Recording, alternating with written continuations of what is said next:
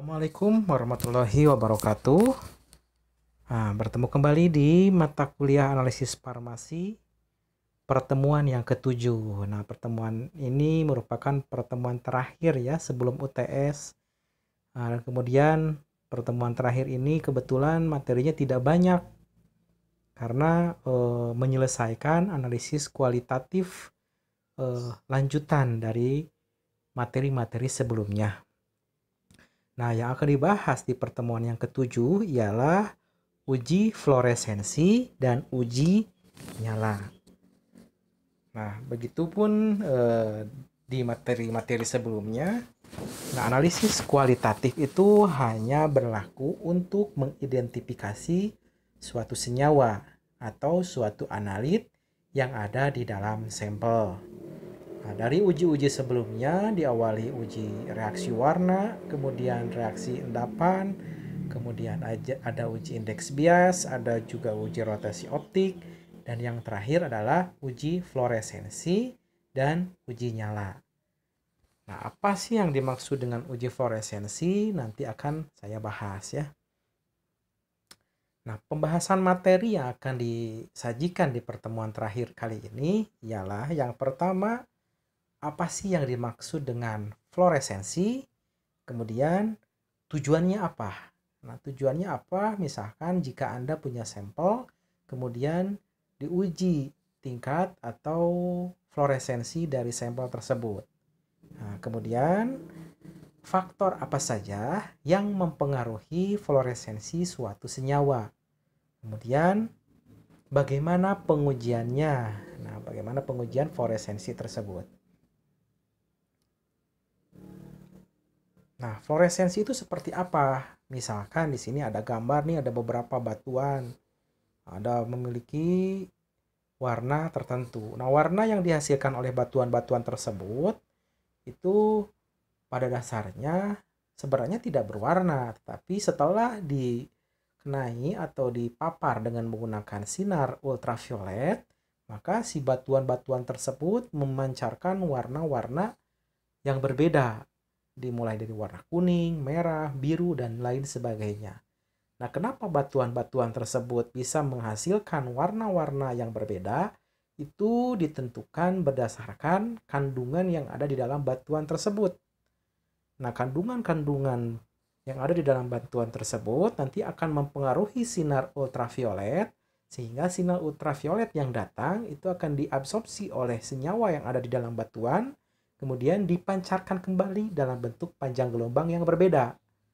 Kalau sinar UV yang asalnya tidak terlihat panjang warnanya, panjang gelombang UV kan dari 200 nanometer sampai 400 nanometer. Misalkan jika panjang gelombang UV yang digunakan misalkan 254 nanometer panjang gelombang UV-nya. Kemudian dikenai dalam suatu material, kemudian material tersebut, di dalam material itu ada suatu zat yang bisa mengabsorpsi sinar UV. Setelah sinar UV diabsorpsi atau diserap, kemudian dilepaskan kembali oleh si materi tersebut dengan panjang gelombang yang berbeda. Yang asal mulanya panjang gelombang UV, kemudian dilepaskan kembali panjang gelombangnya pada panjang gelombang visible atau sinar tampak. Sehingga panjang gelombang yang dilepaskan itu akan terlihat oleh mata telanjang atau oleh mata kita. Nah, panjang gelombang yang dipancarkan oleh suatu materi berbeda-beda tergantung materi tersebut. Misalkan antara asam salisilat dengan teobromin, misalkan jika asam salisilat dikenai oleh sinar UV, maka si asam salisilat akan menyerap sinar UV. Nah, setelah diserap, maka nanti si asam salisilat akan melepaskan kembali energinya. Nah, energi yang dilepaskan itu dalam bentuk gelombang visible atau sinar tampak. Jadi senyawa A, senyawa B, dan senyawa C memancarkan gelombang yang berbeda sehingga mata kita melihatnya warnanya berbeda-beda. Nah, seperti itu.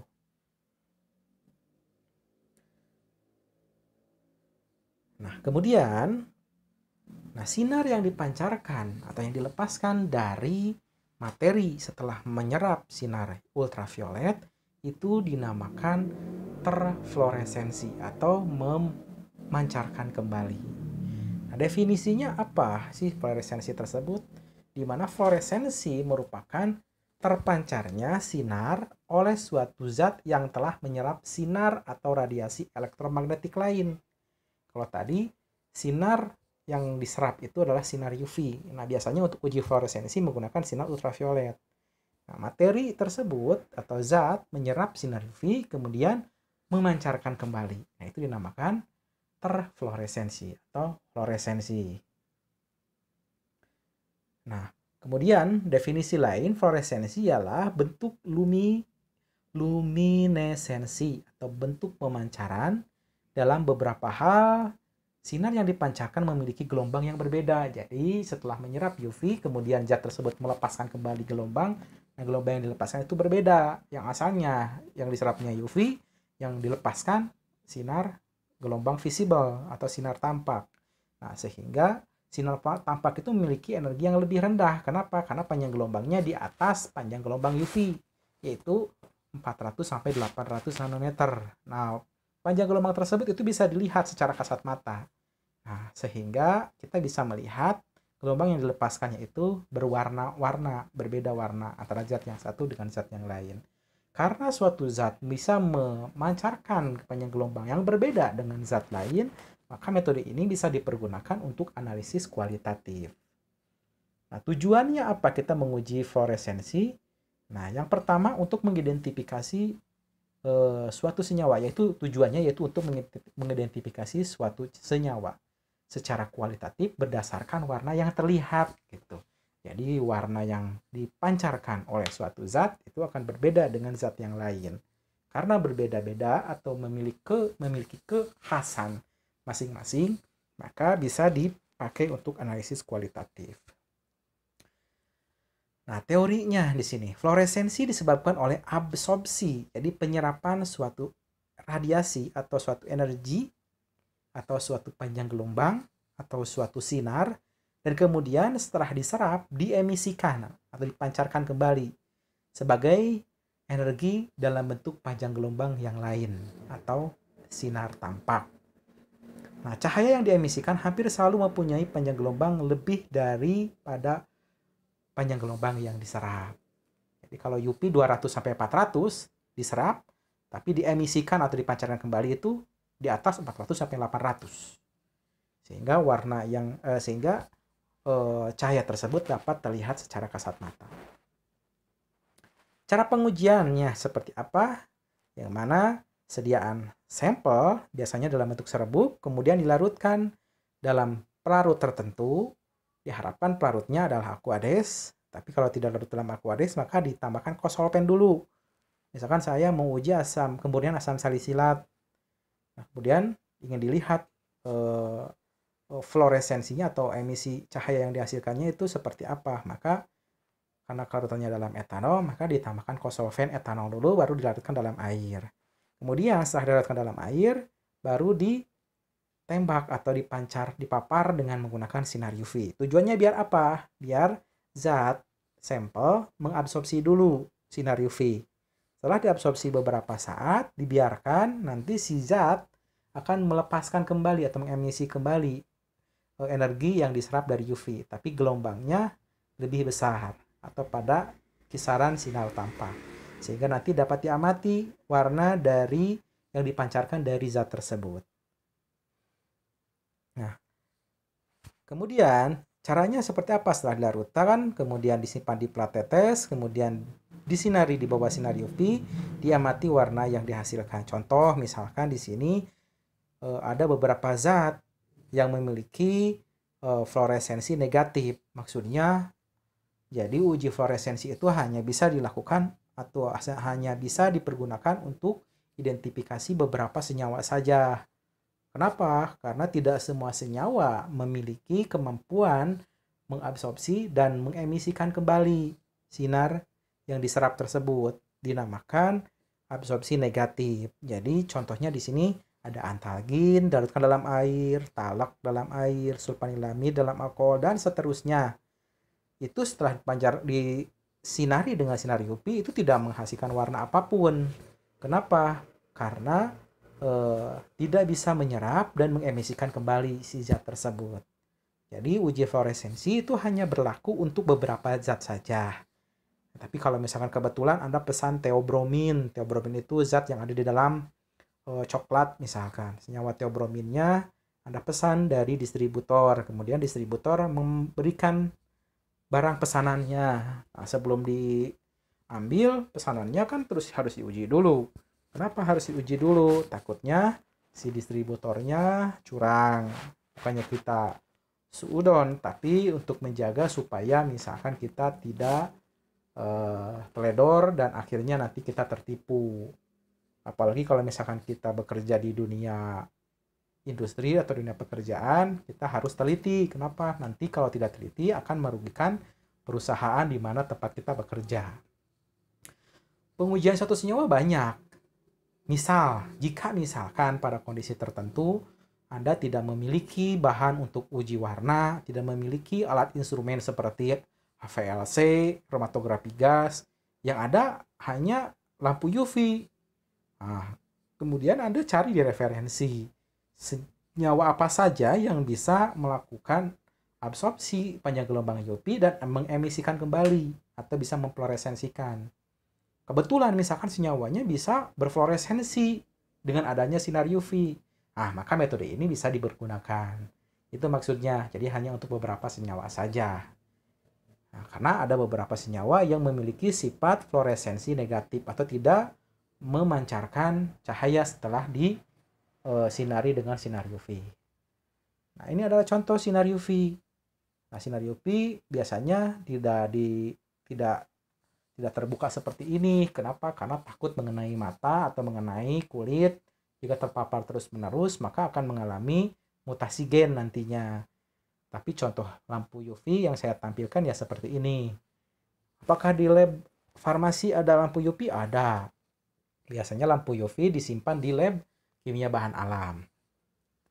Jika Anda ingin tahu seperti apa lampu UV-nya, silakan Anda kunjungi saja ke lab kimia bahan alam atau fitokimia. Seperti apa sih lampu UV? Nah, panjang gelombangnya yang dipancarkan berapa saja? Ya, silakan Anda main-main ke lab kimia bahan alam. Nah, contohnya di sini nih ada beberapa senyawa yang apabila dikenai dengan menggunakan sinar UV maka akan menghasilkan warna yang khas. Contoh nih, asam salisilat. Jika dilarutkan dalam air atau etanol, nanti jika setelah disinari dengan menggunakan sinar UV, maka akan memancarkan warna ungu. Kemudian ada kinin. Kinin itu obat apa? Kinin itu berasal dari tumbuhan kina. Nah, kina itu atau kinin biasanya dipergunakan untuk obat anti malaria. Nah, kina itu di Indonesia merupakan bahan zat yang melimpah. Jadi negara lain mengimpor kina itu lebih banyak dari negara kita karena kualitasnya sangat bagus. Kemudian ada theobromin tadi. Contohnya theobromin itu ada di dalam coklat misalkan. Dalam coklat kan ada kafein, ada theobromin juga. Nah, struktur kimianya hampir mirip dengan kafein, hampir mirip juga dengan teofilin. Nah, jika Anda pesan theobromin dari distributor misalkan, kemudian Anda ingin uji kualitatif apakah benar theobromin atau tidak, maka ya larutkan saja dalam pelarut, kemudian disinari dengan sinar UV. Nah, jika menghasilkan warna biru lemah, maksudnya biru lemah itu warna birunya muda, tidak terlalu tua atau tidak terlalu kuat warna birunya, maka bisa diduga sementara senyawa tersebut adalah theobromin. Kemudian jika Anda pesan zinc oxide atau ZNO, nah, ZNO itu dalam dunia farmasi biasanya dipergunakan dalam obat wasir, misalkan pada pembuatan sediaan yang di rute pemberiannya lewat anus. Contohnya seperti suppositoria. Nah, ZNO jika dilarutkan dalam suatu pelarut dan dikenai dengan menggunakan sinar UV maka akan menghasilkan warna kuning. Kemudian juga ada theofilin. Theofilin itu biasanya dipergunakan untuk mengobati penyakit asma gitu ya. Jika dikenai dengan menggunakan sinar UV maka menghasilkan warna biru, hampir mirip warnanya dengan warna yang dihasilkan oleh theobromin. Kenapa? Karena struktur kimianya hampir mirip. Tapi dari intensitas warna yang dihasilkan, warna dari theofilin itu lebih kuat dibandingkan theobromin. Seperti itu. Nah, contohnya seperti ini. Jika misalkan di sini adalah sinar UV, Di sini ada sampel asam salisilat dan sampel teobromin. Maka kalau asam salisilat nanti akan menghasilkan warna ungu dan teobromin akan menghasilkan warna biru muda. Itu contohnya. Kalau pengujian di laboratoriumnya itu menjadi lebih mudah atau caranya sangat sederhana sekali. Cukup sinar UV. Nanti kalau misalkan ada praktikum di lab, ada ujian praktikum, nanti disediakan ada beberapa larutan, kemudian ada misalkan alat UV, gampang tinggal larutkan saja atau larutannya diuji saja dengan sinar UV. Jika menghasilkan warna tinggal Anda tebak saja, oh kalau warna itu menunjukkan senyawa ini gitu ya. Itu untuk uji fluoresensi. Kemudian ada uji nyala. Uji nyala beda dengan uji nyali ya. Kalau uji nyali itu beda lagi ceritanya. Kalau uji nyala itu perlu nyali biasanya. Kenapa perlu nyali? Kenapa? Karena uji tersebut menggunakan nyala api. Jadi kita untuk mengidentifikasi ada senyawa apa atau ada unsur apa di dalam sampel, maka tinggal ambil saja kristal sampelnya, dibakar dengan nyala api. Tapi api yang digunakan itu harus api murni, biasanya api yang dihasilkan dari gas. Contohnya bunsen misalkan. Kalau di lab kita bunsen itu adanya di lab kimia dasar. Banyak bunsen di setiap meja itu ada, kalau kurang lebih di setiap meja ada 2 bunsen. Nah, biasanya menggunakan alat tersebut. Jadi terus cara mengujinya, cara membakarnya pakai apa? Ada yang dinamakan kawat nikrom. Kita basahi dulu dengan menggunakan asam sulfat, biasanya dicuci dulu, kemudian dicelupkan ke kristal atau serbuk sampel, kemudian dibakar. Apa yang diamati? Ya, warna dari api yang dihasilkan. Di sini dari latarnya, gambar awalnya juga ada nyala api yang warnanya berbeda-beda. Kenapa bisa berbeda-beda? Maka hal tersebut menunjukkan bahwa sumber nyala api tersebut berasal dari materi yang berbeda.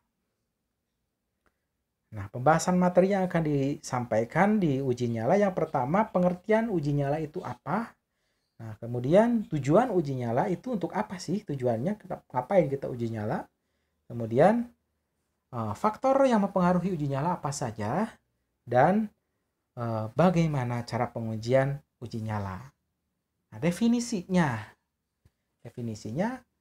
uji nyala api adalah uji yang dilakukan untuk melihat perbedaan warna yang ditimbulkan oleh setiap unsur melalui pembakaran dengan nyala api.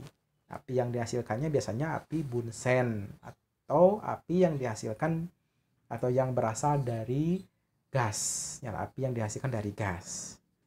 Nah, untuk senyawa atau sampel yang seperti apa? Misalkan jika uji nyala untuk senyawa atau sampel seperti apa uji nyala berlaku misalnya.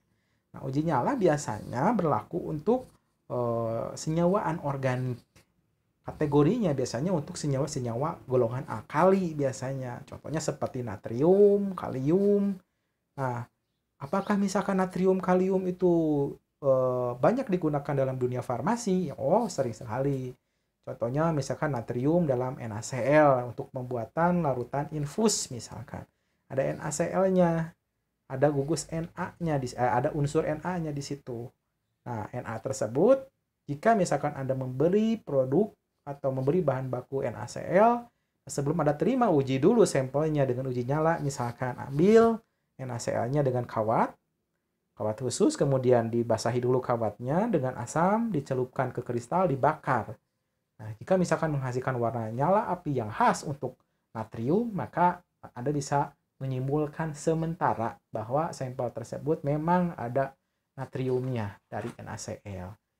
Apakah ada senyawa lain misalkan selain NaCl? Ada natrium karbonat misalkan, itu sering dipergunakan dalam dunia farmasi. Dan beberapa senyawa lainnya yang mengandung gugus natrium. Begitupun juga kalium. Kalium juga identifikasinya bisa dengan menggunakan uji nyala. Nah, di sini pernah misalkan Anda membakar kayu. Nah, kayu dibakar, di mana hasil pembakarannya atau pada proses pembakarannya itu menghasilkan api. Tapi apinya berbeda-beda warnanya, tidak merah-merah semua, tidak kuning-kuning semua. Ada juga yang berwarna biru, ada juga yang berwarna putih, ada yang berwarna keunguan, ada yang berwarna kuning, ada yang berwarna merah. Kenapa bisa berwarna-warni warna nyala api tersebut?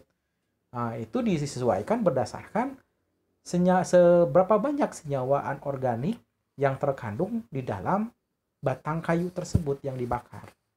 Kalau misalkan ada warna kuning, itu mungkin di dalam kayu tersebut terdapat suatu senyawa atau suatu unsur natrium dan yang lainnya. Nah, di sini dari dasar teorinya, di mana logam alkali dan alkali tanah adalah logam golongan utama yang unsur-unsurnya terdapat pada golongan A1 dan A2 dalam sistem periodik. Ini kimia dasar juga dibahas atau di SMA juga dibahas tentang sistem periodik. Dari mulai golongan 1, 2, 3 dan seterusnya dibahas. Nah, kemudian logam alkali terdiri atas 6 buah unsur yaitu litium, natrium, kalium, rubidium, cesium, dan francium. Nah, hal itu karena logam alkali sangat reaktif. Atau dengan kata lain, logam alkali dapat membentuk basa kuat. Nah, warna nyala logam alkali. Nah, jika logam alkali dipanaskan atau dibakar, maka akan menghasilkan warna nyala api yang khas untuk masing-masing jenis logam alkali. Kenapa misalkan menghasilkan warna yang khas? Karena dengan adanya api, di mana api itu memiliki suhu, atau dengan kata lain suhu tersebut merupakan suatu energi. Jika energi itu mengenai inti dari unsur-unsur logam alkali, maka si inti tersebut akan mengabsorpsi energi. Kalau mengabsorpsi energi, maka untuk kembali ke keadaan awal, energinya harus dilepas kembali. Nah, melepaskan energi itu dalam bentuk gelombang elektromagnetik. Nah, gelombang elektromagnetik itu yang bisa dilihat oleh kasat mata atau mata telanjang itu adalah warnanya. Jadi warna itu adalah gelombang yang dipancarkan dari unsur yang sebelumnya diberikan energi atau panas. Nah, uji nyala dasar teori lanjutannya yaitu di mana uji nyala dilakukan dengan cara menggunakan kawat. Nah, kawatnya dicuci dulu dengan asam, kemudian ditempelkan pada sampel. Biasanya sampelnya serbuk atau kristal. Kemudian dibakar secara langsung pada bagian api yang berwarna biru. Nah, kenapa api yang berwarna biru yang dipakai? Karena pada api yang berwarna biru itu api yang memiliki suhu yang paling tinggi. Jadi kenapa menggunakan bunsen? Karena bunsen itu menghasilkan api berwarna biru. Amati nyala yang ditimbulkan. Warnanya apa yang ditimbulkan? Apakah merah, kuning, atau ungu, dan yang lainnya. Unsur alkali dan alkali tanah pada umumnya berwarna jika tidak dipanaskan dalam api secara langsung. Sebenarnya sih berwarna seperti natrium, kalium itu sudah berwarna, walaupun tanpa dipanaskan, tapi dengan cara dipanaskan itu lebih terlihat kalau dalam jumlah kecil. Nah, di sini ada beberapa unsur, ada litium, natrium, kalium, cesium. Maaf, kita ada, nah ini. Jika misalkan dalam udara ada litium, itu akan membentuk Li2O. Tapi pembentukan Li2O-nya lajunya sangat lambat.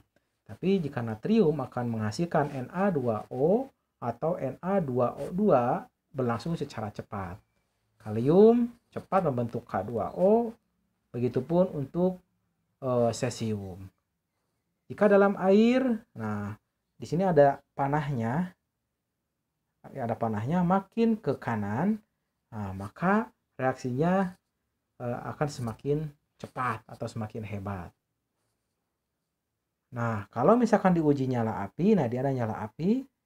Nah, kalau untuk litium, maka akan menghasilkan warna merah. Natrium, warna kuning, ungu, itu untuk kalium. Untuk cesium, itu tidak menghasilkan warna dengan uji nyala api. Pernahkah Anda misalkan melihat ada kembang api misalkan? Kembang api ditembakkan ke langit di tahun baru atau biasanya di hari-hari raya. Ada kembang api yang menghasilkan warna merah misalkan. Nah, itu si serbuk mesiumnya dicampur dengan litium sehingga menghasilkan warna merah. Kalau warna ungu berarti ditambahkan kalium. Kalau warna kuning berarti ditambahkan natrium. Jadi warna-warni setelah ditembakkan ke atas atau setelah dibakar. Nah, itu contoh sederhananya. Nah, di sini ada nyala api itu terdiri dari beberapa jenis. Nah, di bagian ADB yang A, DB yang memuncak. Ini sini mengandung sebagian besar gas yang tak terbakar. Ini yang kecil nih, A, D, B, maksud bukan A, ACB, bukan. A, D, B ini gas yang tak terbakar. Tapi kalau misalkan A, C, B, D, A, C, B, D, ini pembakaran gas terjadi sempurna. Jadi pengujian uji nyala itu dilaksanakan di bagian sini. Dibakar di bagian ini. Kenapa? Karena di sini pembakaran gas dalam keadaan sempurna. Gitu. Nanti kalau Anda praktikum di lab, apinya yang mana yang dipakai? Nah, api yang di atas. Biasanya kalau menggunakan gas bunsen, atas ini yang berwarna biru. Kalau misalkan menggunakan pembakar spiritus, yang sebelah mana apa? Biasanya kan pembakar spiritus itu dicampur sekarang. Jadi warna nyala apinya itu tidak biru lagi, tapi warna jingga, warna orange.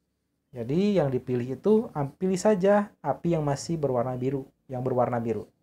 Nah, itu suhunya paling tinggi di antara api-api yang lain. Makanya dulu kita, ibu kita atau mungkin Anda itu tidak mengalami, pada zaman dulu itu kompor itu menggunakan bahan bakar minyak tanah. Nah, minyak tanah itu menghasilkan api yang berwarna merah atau orange. Beda dengan kompor gas. Kompor gas itu menghasilkan warna api biru. Nah, pada saat proses memasak, biasanya menggunakan kompor gas itu lebih cepat dibandingkan kompor minyak tanah. Kenapa? Karena suhunya lebih tinggi. Itulah logikanya.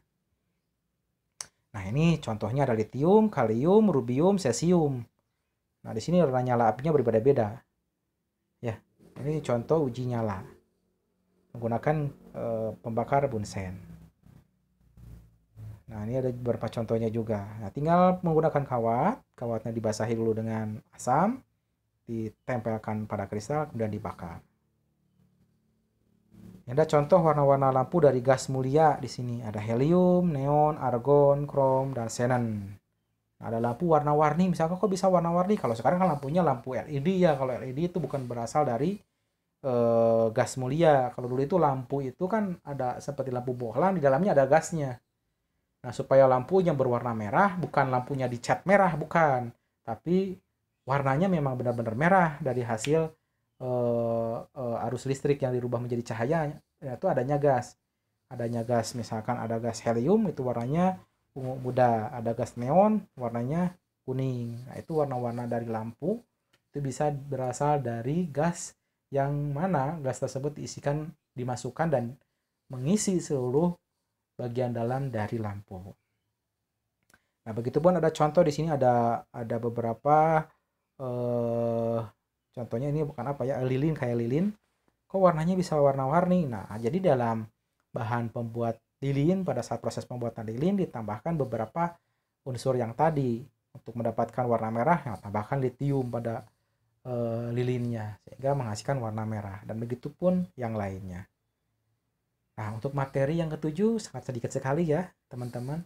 Jadi materi UTS sampai sini, nanti dipersiapkan untuk UTS-nya. Mohon maaf apabila ada kekurangan dari saya khususnya. Wabillahi taufiq wal hidayah. Wassalamualaikum warahmatullahi wabarakatuh.